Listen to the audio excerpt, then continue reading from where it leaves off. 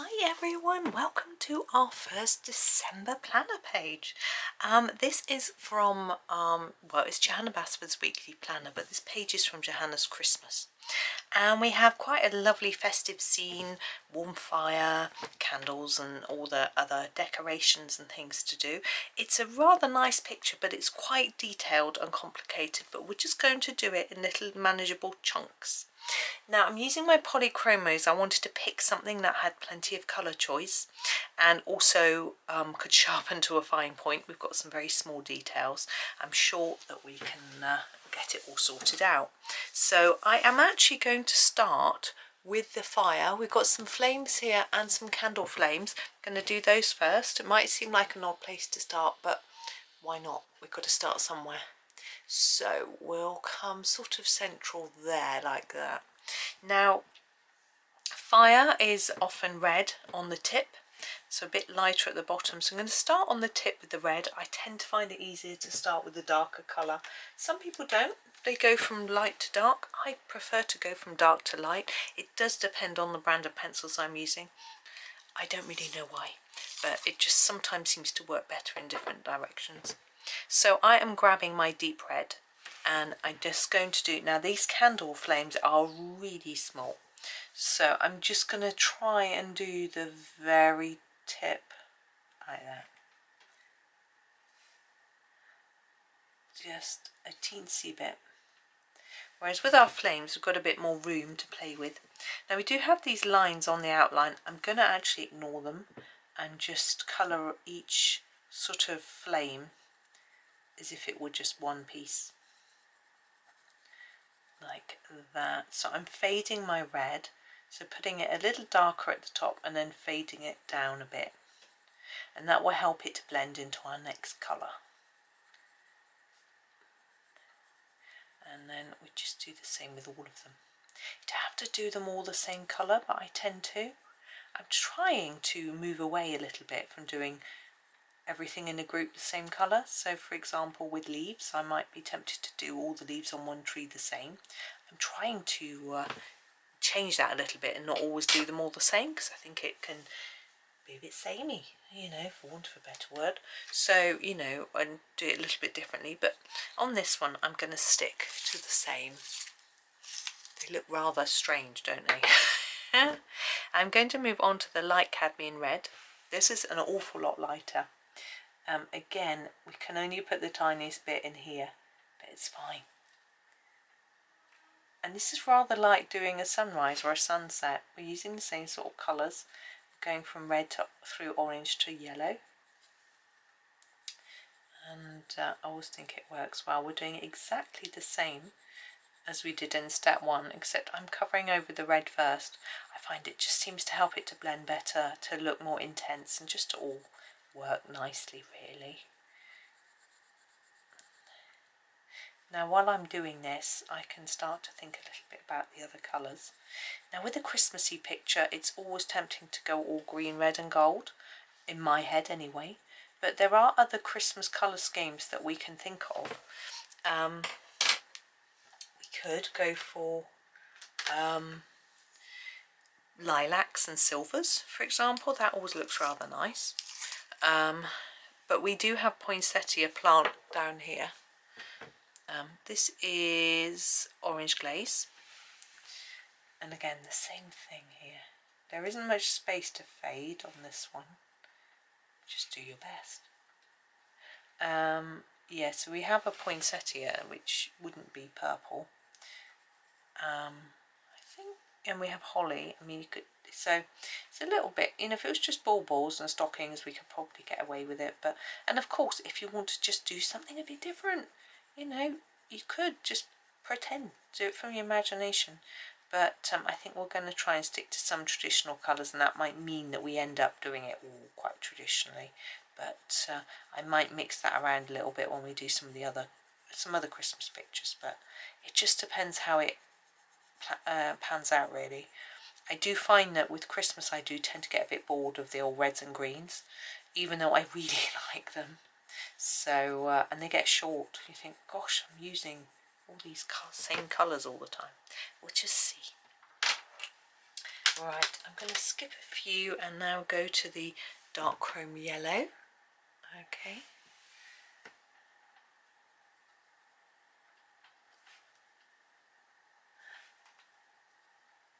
This moving all the way along the top there, and then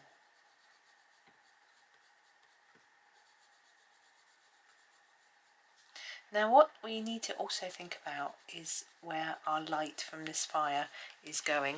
You know, behind the fire, I'm not sure, to be honest. Is the back of the fireplace going to be lit up from the fire, or is it going to look really dark because it's behind it and there's shadows? I'm not, as I say, I'm not entirely sure. So, to give that a bit of thought, I tend to find that putting black behind makes those flames really stand out, so that can be rather nice. So that might be what I decide to do, but I'll have a think. This might be my last colour, the cadmium yellow. I say might be because I'm being indecisive today. Okay, so we've got, yeah, it will be for the flames. I think it's going to work nicely for these. And you can see we've got a little bit of glow coming out of them, which we need to reflect when we do our background. I tend to try and do a sort of shady wall and with a bit of glow around each candle. But I haven't decided yet whether I'm going to do that background in pencil, which would be quite a difficult and long-winded job, or whether using a pastel, soft pastels, you know, chalk pastels. To be careful, because I looked up soft pastels once, or bought one, and I was told it was a soft pastel, but what I meant was a chalk pastel, and what they meant was a soft oil pastel, so it wasn't what I wanted at all. So it was a bit of a mistake. So I have this, it's a lovely pastel, but it, we're a bit squiff, are we? No, my screen's squiff, my book isn't. It's very confusing. Right, I'm not very happy with the way this orange isn't nicely blending in. So I'm just going to grab my orange glaze and just do a little bit more to try and just make it look a bit neater. So basically going over everything and then just extending that orange just a bit so that it slowly fades into the yellow. I can see these sort of lines in what I've coloured, which I don't think looks particularly attractive. Because I haven't burnished the yellow on too hard, it just works quite nicely. There we go, it's coming along lovely. The flames, I think, are just about okay. I can't really see them, to be honest. I'll do a little bit. There we go. Right, so there is our fire. It's quite bright, isn't it? We can do our logs next, I think, under here.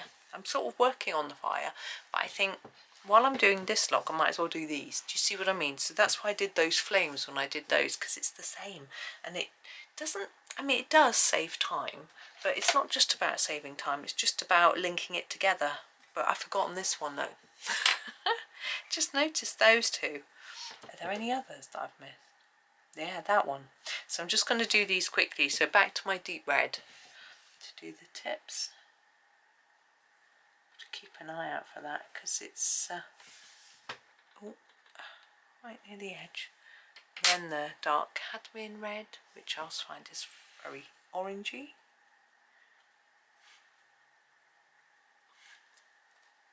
Now this poinsettia, I've actually got a video of me colouring it. This is orange glaze. When I first started my videos, I didn't usually do a big whole page like this. I wouldn't do that. I would just do a few elements from it. And that's what I did with this page. And the only element, dark chrome yellow, was this.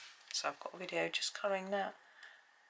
But we shall do it again, because I will do the whole page for you. I'm just going to do the yellow. I don't know if I included much yellow on the others.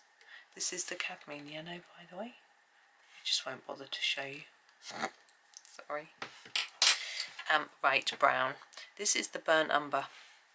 I'm going to use this for the darkest part of the logs.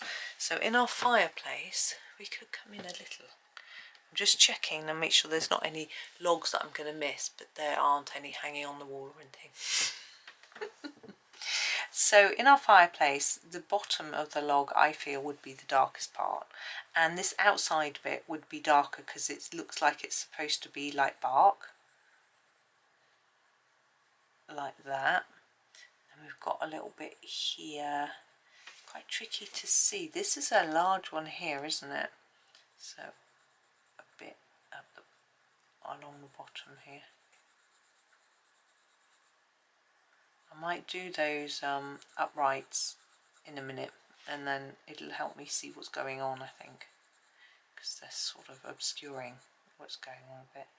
I can't work out what that is. Is that a log there? I think it might be. So I think we're going up here.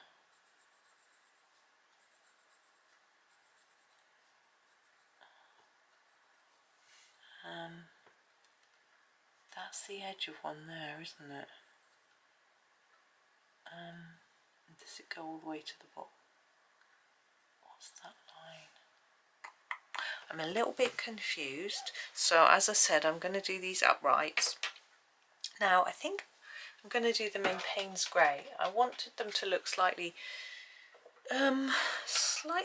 metallic, but so not completely black, but I think they'd be sooty and dirty, so I'm just going to do them in this Payne's grey. What I'm going to do is do them very dark around the edge. So I'm just basically going to do like an outline around them, all the way around the edges, like that, and then slowly bring that colour towards the centre so that the very middle will be where our lightest bit is, and where we might sort of try and make it look like it's got a bit of a shine to it, as if it's metal. I don't know if that looks a bit odd. I think it's okay. Maybe it's a little bit too light. That's better. And then I'm just going to work along, doing the same for all of them. I've got a sneeze up my nose. Hopefully it'll go away. Now the thing I find trickiest in Polychromos is making beige, and the end of our log, I feel like that's the colour it needs to be. So I'm trying to think about what I'm going to do about that while I'm just colouring in these little pieces. I don't know what this is called. It obviously stops the logs falling out of the fire, but usually fires don't quite look like this. In my experience, they have a piece, solid piece, that you can tip forward to, I suppose it depends actually, but usually there's something holding the logs in it. Maybe that's what this is. I don't know, because you don't normally just dump them in the bottom of a fireplace. You normally have a little sort of basket or something to put them in. We've got a log burner to put them in there, but father-in-law has like a little metallic sort of baskety thing that he puts his in.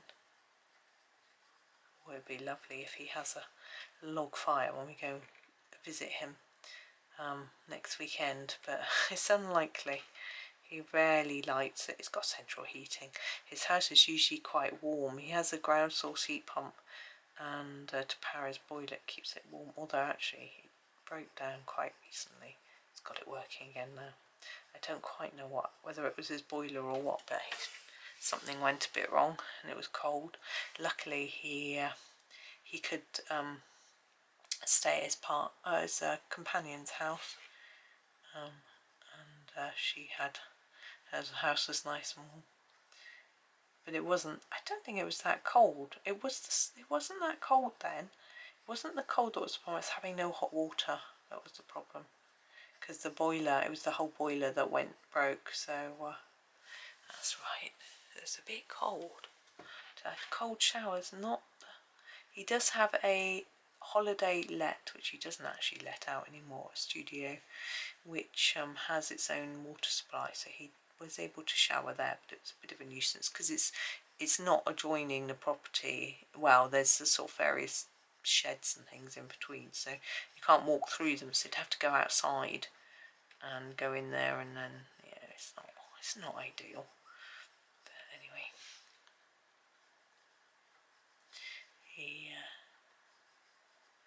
he's all sorted now. I think his problem was that the guy who came to look at it needed a part they had to order and that sort of thing, so it just delayed it a little bit. My neighbour said hers had broken down. She was quite cold. It's a shame she didn't tell me, because she could have come over here and got warm, but she managed. It was just one weekend. I don't know if she's got any electric heating. Right, now we've done that, I'm no less confused than I was before. I'm having a look now. See, I'm thinking this goes to here, that's the end of that, and there's one that comes along here. Does it go all the way along, or where does it stop? I think I'm going to colour it there. Here, I might, because that sort of ends it. I might do it all the way along. I think it'll be easier. I don't know if that's, I mean, logs aren't all the same size generally. Put a bit there as well. And we're going to do these as well, because we'll make them the same colour, which again is not the most realistic way to do things, but you know, it makes it a bit easier, I think. Look at the robin. Why is there a robin inside the house? I know, Johanna hid a robin in every picture at least once, so we had to find them. Oh, did you hear her when she did live with Suzanne Wimperney Berry? She said that her next book, which has got a floral theme, we know this, and we've seen the title page, and we think it's probably Wonderful Wildflowers. She said there's a sort of game type theme, not quite the treasure hunts that she's had before, but something. I was like, ooh, sounds good. We are going to go to a nougat next. So yeah, I was excited. I'm going to do this one first because it's easier. Over there I'm confused still. So I'm going to layer it up quite a lot here, and then start to reduce the layers here. Put a little darkish bit just on the edge there, like that, so it fades a bit as we go up. It's not going to be shiny because bark isn't, but it will be lighter on the top, just where the light, I mean, we could even draw some light, like orangey or yellowy light on the top, as if it's reflecting the firelight, but I think that's just going to be so much of a detail that I will get bored, and I think it will make it a bit complicated too. So I'm just fading to the top and then just putting a line on the top of each. I don't know why I'm thinking I need a line. I might not bother on this one. I don't know if it's necessary.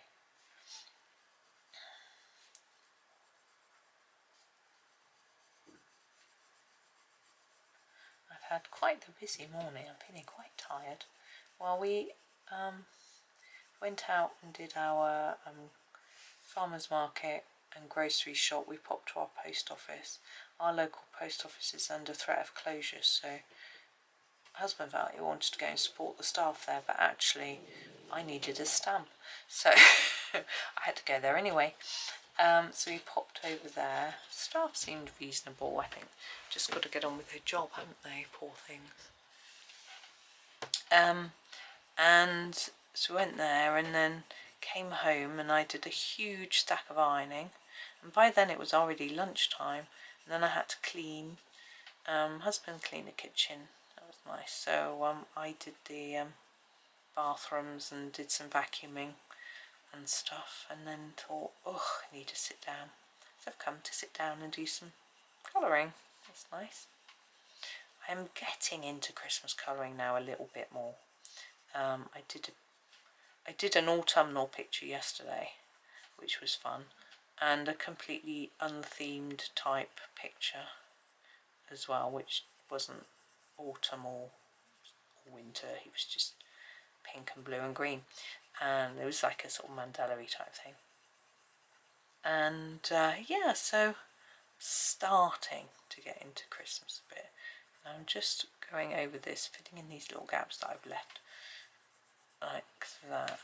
Now we could make this look a lot more three-dimensional by putting really black lines between each one to look at to indicate shadows. I might play with that in a minute, but we need to do these end parts.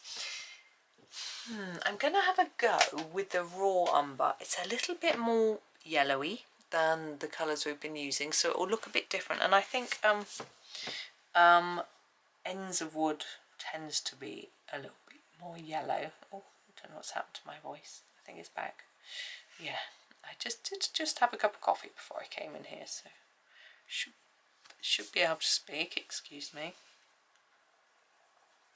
There we go.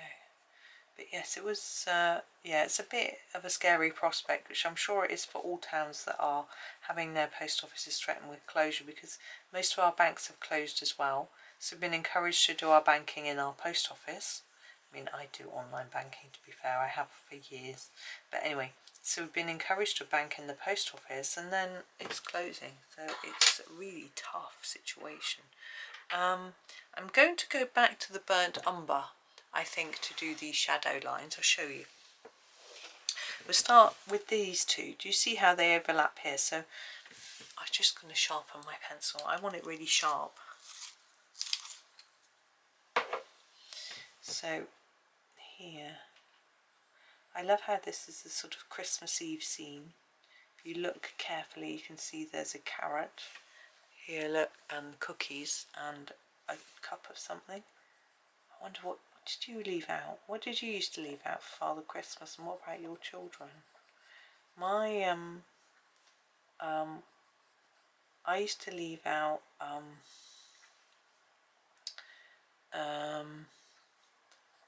did I used to leave out? A glass of milk and a mince pie, and my children didn't do it. It sounds really like boring. Oh, but I didn't like lying to them about it all. I felt uncomfortable with that, so I didn't. We didn't tell them much. We just let them learn from other people and do what they wanted to do, sort of thing. And they didn't want to leave something out, so they didn't. So that was okay, but we still hang our stockings up even now. Which is fun. Right, there is our fire. Now, as I say, behind here I think I want to do black. Now this is very grey, so, oh, I've missed a bit there. I'm just going to grab my raw umber. Just do that bit there though. Now when you do black, you don't have to plaster it on really dark. So I'm going to show you. I'm going to get my black and I'm going to go in little lightish circles like this. And it still gives the impression of black and dark, but it isn't even as saturated as these bits. Do you see? And because we can see a bit of white paper through, but I don't mind. But I'll see how it looks when I finish the whole thing. It's a bit quicker if you're not pushing down really hard. Also, it looks better. Now, the reason I'm going round and round, I don't mind showing my round and round strokes a little bit. I don't want it too much because there's going to be lots of smoke. So the smoke will go in that, will look like this. Sort of, you know, round and round and black. So, there we go. So yeah, I always do these in this bit in black. Generally, my my fireplace isn't black, so it's I think some of it is quite dark, but as I said, I've got a log burner in there, so there's no smoke, but this could potentially be all stained with smoke, you know. I wonder if anyone has open fires anymore. I remember I used to go to a few houses that had them, when I was young, when we were doing sort of Christmas visiting and people would have their fires lit. And it was so weird that you would get really cold on one side if you're sitting beside the fire. So we'd sit like one side each of it like that. You would get, unless you were facing it, and then you'd get scorching cheeks and cold back. If you're sitting beside it, you get one really hot cheek and one cold cheek. It was always very odd. Okay, how are we doing for time? Okay, that's all good. Now I'm having a little look at the fireplace itself. So we've got our piece here and this bit. So what sort of colours are we going to do? Well, we've got our Christmassy bits, so we need to think about that. We don't want to do red or green because, you know, we're going to have a lot of red and green and gold, I'm sure. We could stick to the sort of greys and keep it quite subdued. We could do these bits wooden, but I think with a fire, I don't like the idea of it being wooden, but I guess it might be this piece and the top.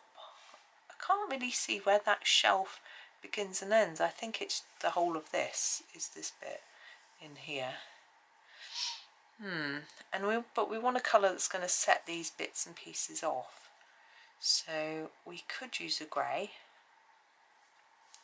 and do it. I'm thinking my neighbour used to have a grey one. So perhaps I'll just start in this bit and do a lightish grey and then see where that leads us. So this is a cold grey 4. And I'm just going to go in this bit and do a grey. Yeah, we used to go and visit my old next door neighbours at Christmas, and they didn't have central heating. They just had an open fire in their living room, and it was quite a small room. Keep all the doors shut, light the fire. It wasn't too bad. But when you wanted to use the bathroom and you had to go to the loo, which was through the kitchen downstairs. Their bathroom was downstairs, the bedrooms were upstairs. Didn't have an upstairs bathroom. Go through the kitchen, which was always very cold, into the bathroom, which was even colder. And then the other place I visited, I didn't use the bathroom. We were never there that long. And she had like a cottage, so it had beams on the ceiling, very low ceilings with dark beams and not wood. And she would have the fire lit, and we would basically go and have a little chat and have some homemade fruit cake, and which was like Christmas cake, but you know, very sort of heavy fruit cake, but not iced, and a cup of tea. So that was always lovely, and in front of the fire, and teapot would be put down in the grate to keep warm in case you wanted a second cup, you know, sort of down here, like this cup is. And so that was nice. And then we used to go and visit my gran never had central heating in her house ever, but she didn't have an open fire. She had an electric fire which had a sort of fake flame type thing going on it, so it would plug in and it would just sort of project this image of flame. It was I don't know how he did it. We used to have one when I was growing up, and there used to be these things that would turn round. There was a lamp behind them, so the heat would make the thing turn, whatever it was, and because it had little slits in it, it would sort of make the light, throw the light around in different patterns, which would look like the flicker of a flame. It was quite strange, but yeah, my gran would have this fire, and so it used to get warmish in her back room. It's her back room that she had a sort of lounge diner, so it was really only a sitting room, but she it was a big room, so she had a sideboard on one side, 2 armchairs, a 3-seater sofa, a big long table, like a coffee table, and I'm going to go around the edge with a bit darker, just to try and make it look like this bit is shadowing it, and a big sort of dining room table as well, but that used to be folded down and pushed into the window, and then if she wanted to open it out, she would push the armchairs forward. But then she'd have to turn the fire off because they were too close. But and my other grandfather, or my mother's father, he didn't used to have central heating either. He had an electric fire too. And I was growing up, they used to have it in there. Again, they had a sitting room with a dining table in, but their furniture was a bit different. They had a sideboard as well, and 2 chairs and a 3-seater sofa and a big table, and they had a gramophone, as they called it. It was a record player in a great big piece of furniture. I don't know if anyone has ever remembers these things, but it was like a like a big cabinet, I suppose, which was the speaker. And I'm going to use this colour for this piece as if it's a bit of stone. Yeah,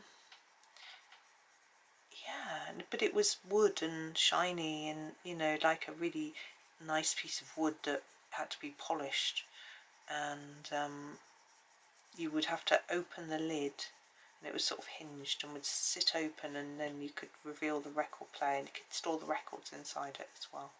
It was this huge piece of furniture. Maybe it just seemed big because I was little, but they used to be able to, I mean, the room was pretty big because it could pull out the dining table into the whole room and fit a lot of people around it when necessary, like at Christmas. I've got a photo of me, I think, there. I don't have it actually, my mum has. Quite small there on Christmas Day, and lots of other families sitting around. Might have not been Christmas Day, but there were Christmas cards hanging up on strings, and everyone was wearing a paper hat, you know, that sort of thing. So, it's funny because when I was really little, I always loathed Christmas dinner. I didn't like a roast dinner, which is what we always traditionally do for Christmas. It's like a roast turkey and roast potatoes and stuff. I like roast potatoes, always have, but I didn't like cabbage, and there was always cabbage or sprouts. I didn't like them either. I do now. And I eat carrots. Carrots and peas I liked. And meat. I didn't like meat. I don't eat it anymore. Just don't like it. So, yeah, I wasn't a big fan. Right, we're going to use a lighter grey now. This is the Cold Grey 2. It is quite light, but I think we can make it work. Oh! I'm just noticing, actually, I'm grabbing back my Cold Grey 4 because at the top of our windowsill mantle shelf here, there's a bit here and a bit here that I missed out. There we go. But we're going to do these uprights. I'm going to do them all the same colour, and then we're going to add in some darker colour to give some shadowy effects, and you'll see. So don't press too hard. Have enough down so you can see what you've done, but don't push down. We're going to do all of this. Don't push down so hard that it just vanishes. Now this bit confuses me because this bit looks flat, like parallel with the floor. Then it goes up there. You can't do that. So we'll just have to, I don't know, use our imaginations a bit. So yeah, open fires on Christmas. We didn't really do it when I was little, but I do like it. And father-in-law occasionally does it if it's cold enough. I do remember staying there one Christmas before the boys were born. And my husband was like, right, we're going to light a fire because it's Christmas. And so he did it because it's a lot of work laying the fire and getting the wood in and doing all that sort of thing. So he did it, so it was fun. Do those as well. That was rather nice. I think there was a few of us there that year. I think my brother-in-law was there as well. Right, we're going back to our Cold Grey 4. I'm going to put in some shadowy work. So underneath here, I'm going to start on this side and move across. I don't know why. So in here, I feel like this is dipped in a bit. It needs a bit of shadow around there, and then just fade it. Now on this bit, I'm going to put shadowy bits behind. Now you could colour these circular bits and these teardrop shapes in a sort of jewel colour. It's probably a bit late now, although they're quite light still, but I'm just going to try and make them look like they're just the same as behind, they're just sticking out a bit. That's what I'm trying to do by putting this little bit of shadow in. It may or may not be working. So, it's just as if that bit's dipped in a bit. Now this bit here, which is flat, as I say, parallel to the floor, it would be reflecting the ceiling light, and this I feel will be a bit darker. I'm going to ignore the fact there are some candles there and they're giving out a light, because it makes it a bit too complicated for me.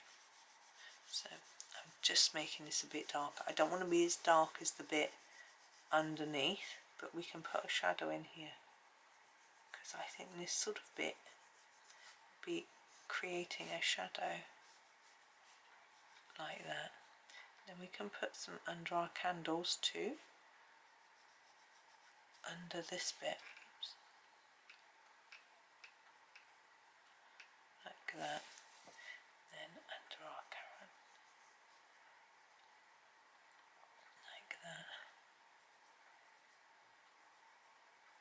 But it's lovely thinking about my Christmas memories growing up. I'm not sure my children will have many really, because we tend to often be at home.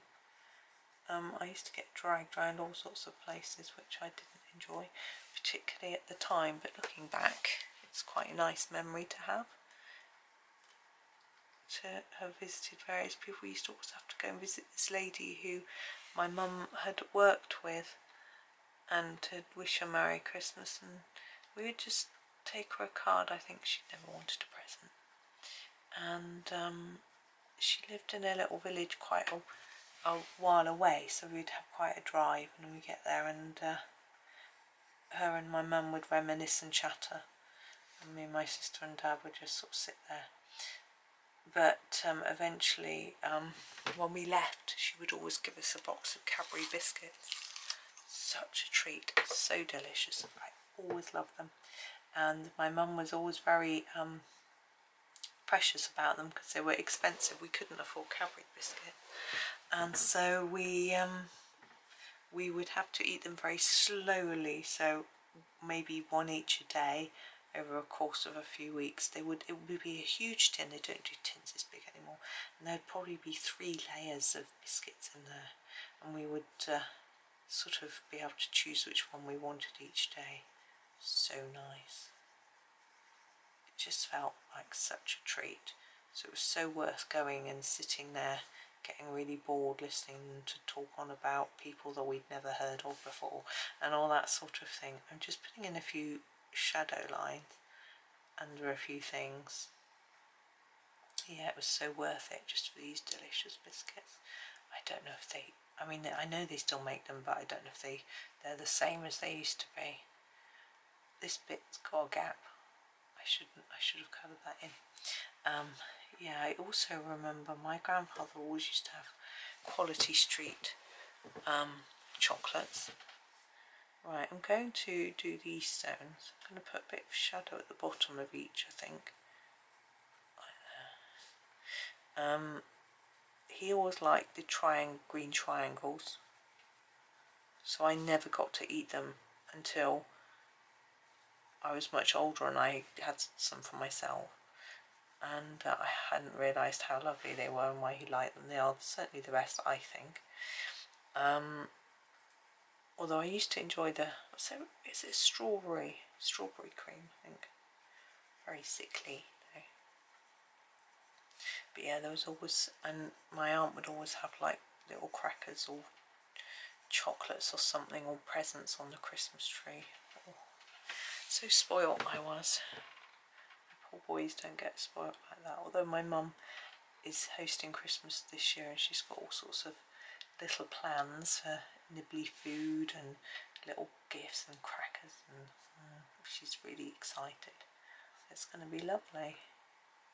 It's going to be, I think she said, did she say 14? I think it must be 30. I'm not sure, because there's my parents, the 4 of us, my sister, her husband, their 2 boys, her 2 girls, and the 1 girl's fiance. That's 4, 5, 6, 7, 8, 9, 10, 11, 12. That's 13, isn't it? 13 of us. That should be nice. Right, I have done 40 minutes. I'm going to leave it there because I think you may be needing a bit of time to catch up with all of that. But we've sort of, I just, yeah, thought start on the fireplace. Because, yeah, I sort of had a plan. So we'll finish off. I'm not sure where we'll go tomorrow. We'll just move on, do various bits and bobs, and carry on really. But thank you for watching today. I hope that you have a super day and happy colouring.